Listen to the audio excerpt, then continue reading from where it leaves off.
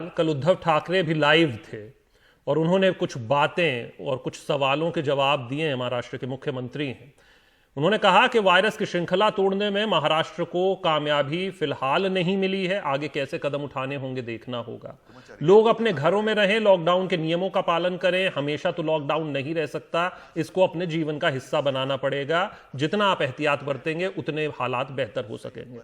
मुंबई में अतिरिक्त सुरक्षा बलों की जरूरत है, सेना नहीं बुलाएंगे, ये उन्होंने कहा है। पुलिस वालों को थोड़ा ब्रेक देने के लिए अतिरिक्त पुलिसकर्मी बुला सकते हैं। अफवाहों पर ध्यान न दें। 1089 कल मामले और आए हैं, 37 लोगों की मौत हुई है। सोहित हमारे साथ हैं। सोहित, दो छोटे छोटे आपसे सवाल हैं।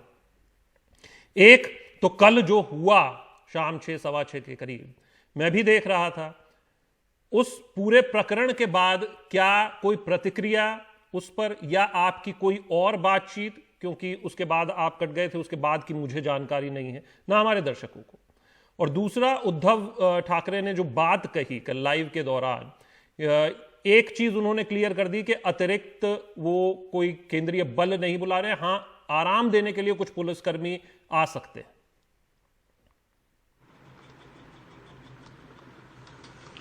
देखिए, पहले दूसरे सवाल का जवाब दे देता हूं, क्योंकि लगातार कोरोना वायरस के मामले बढ़ते जा रहे हैं, खासतौर पर मुंबई में। आपको बता दूं, केवल मुंबई में 344 ऐसे पुलिसकर्मी हैं जो कोरोना संक्रमित पाए गए हैं। पूरे महाराष्ट्र में इनकी संख्या 618 है।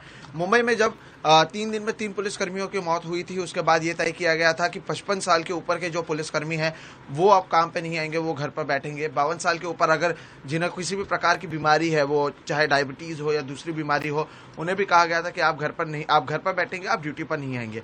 इसके अलावा जिस तरीके से मैंने कहा, लगभग 344 ऐसे पुलिसकर्मी हैं जो कोरोना संक्रमित हैं, उनका इलाज चल रहा है। ऐसे कई हैं जो लगातार काम कर रहे हैं, वो घर पर नहीं जाते हैं क्योंकि वो कंटेनमेंट जोन में काम कर रहे हैं। तो पुलिस भी दिन रात काम करते हुए नजर आ रही है। और इसलिए जब कल मुख्यमंत्री उद्धव ठाकरे ने कहा, वो वही कहा कि पुलिस का जो तनाव है वो भी समझा जा रहा है। और उन्होंने कहा, पहले तो उन्होंने कहा कि जिस तरीके से अफवाह उड़ाई जा रही है कि सेना को बुला लिया जाएगा, सब कुछ बंद कर दिया जाएगा, किसी को भी बाहर नहीं जाने दिया जाएगा, एक भी दुकानें नहीं खुलेंगी, ऐसा कुछ नहीं होने वाला।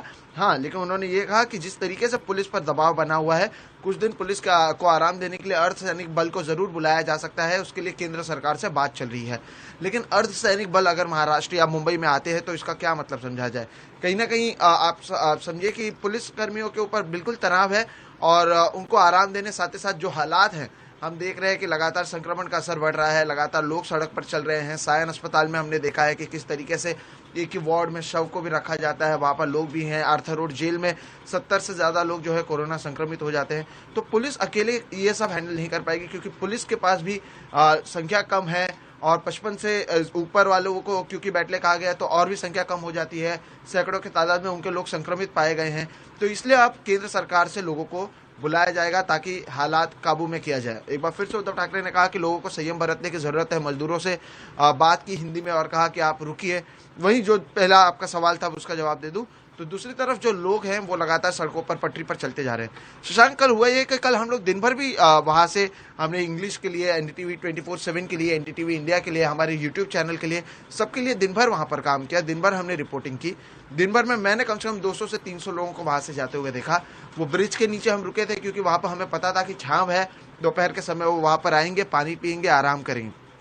कुछ मजदूर वो भी गांव जाना चाहते तो वो वहां पर रुक के उन्हें पानी दे रहे थे। अब जब शाम को हम लाइव करने लग गए, तब जो पुलिस वाले से ने कहा कि हमें ऊपर से ऑर्डर आया, आप लोग यहाँ पर नहीं रह सकते, आप लोग यहाँ से जाइए, और वो लोगों को भगाने लगे। कैमरे के सामने जो हुआ वो देखा। कैमरे के बाद भी उन्होंने कहा कि हम 2-3 लोग हैं यहाँ पर और हम लगातार जो है काम कर रहे हैं और लोग नहीं सुन रहे हैं, हम क्या करें। लेकिन ऊपर से हमें दबाव बनाया जाता है कि आप इन लोगों को हटाइए, और ये कहाँ जाएंगे उन्हें भी नहीं पता, बस कहा गया कि इन्हें ट्रैक से हटाना है। तो जो पुलिसकर्मी जमीन पर है उनकी भी हम मजबूरी समझते हैं, क्योंकि उन्हें जैसा ऑर्डर मिलेगा तो उन्हें भी उसका पालन करना है। लेकिन हुआ ये कि जब हमारे कैमरा हट गए, तब थोड़े समय बाद हमने देखा कि पुलिसकर्मी भी चले गए और मजदूर एक बार फिर से पटरी पर चलने लगे। तो हकीकत यही है कि लोग नहीं चाहते हैं कि ये टीवी पर आ जाए, हम दिखाएं इसे, क्योंकि लगातार मामले बढ़ रहे हैं, प्रशासन पर सवाल उठ रहा है। आप समझिए कि कल अगर औरंगाबाद में 16 लोगों की मौत के बावजूद दिन में सैकड़ों की तादाद में मुंबई जैसे शहर से लोग अगर जा रहे हैं, वो इसलिए जा रहे हैं क्योंकि सड़क पर जाएंगे तो सड़क पर पुलिस मारती है, तो पटरी पर आ जाते हैं।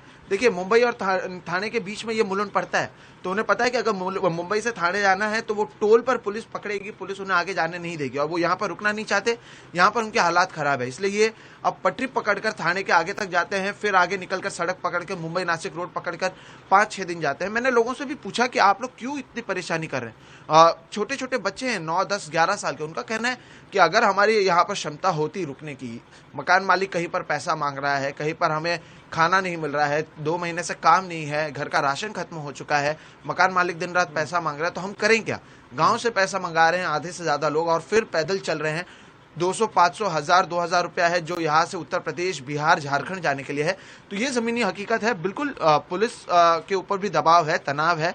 कई जगहों पर पुलिस भी इन मजदूरों की मदद कर रहे हैं, लेकिन अगर उन्हें कहा जाएगा कि इन कैमरास को बंद करने के लिए, तो उन्हें भी ऑर्डर का पालन करना है, और इसलिए वो वहां पर पहुंचे थे। आपने सुना, उनको कहा गया कि आप लोगों को ट्रैक से हटाने का ऑर्डर मिला है, मैं बस उसका पालन कर रहा हूं। ये उन्होंने ऑन कैमरा कहा था, और उनकी मजबूरी हम समझ सकते हैं। शुक्रिया, शुक्रिया सोहित। अव्वल तो आपने उस रिपोर्ट को हम तक पहुंचाया, दूसरा आप लगातार, चाहे वो रोडवेज हो, चाहे अब रेलवेज हो, ट्रैक हो, वहाँ से निरंतर रिपोर्ट करके जो इन मजदूरों की व्यथा पहुंचा रहे हैं देश तक, उसके लिए। और एक बात जो इससे निकलकर सामने आती है, जैसा कि आपने बताया, कि जब तक कैमरा था तब तक पुलिस वाले थे, उसके बाद ना तो पुलिस वाला कोई दिखाई दिया, ना रोकने वाला कोई नजर आया। बहरहाल महाराष्ट्र में क्या हाल है ये आपको बता देते हैं। मजदूरों के अलावा जो संक्रमण का हाल है, महाराष्ट्र अव्वल है देश में, और जो आंकड़ा है वो 19,000 पार कर चुका है। 731 की मौत हो चुकी है। पिछले 24 घंटे में 1089 केस आए हैं, 37 की मौत हुई है। इन 19 में से 12,000 अकेले सिर्फ मुंबई का मामला है, और जिसकी हम तस्वीरें आपको दिखा रहे थे। 462 मौतें सिर्फ अकेले मुंबई में हुई हैं पिछले 24 घंटे में। 748 केस, 25 की मौत। धारावी जो कि एक सेंटर बन गया है, वहां पर 800 से ज्यादा मामले पहुंच गए हैं, 26 की मौत हो चुकी है। कल 25 मामले सामने आए, 222 लोग वहां पे डिस्चार्ज हो चुके हैं।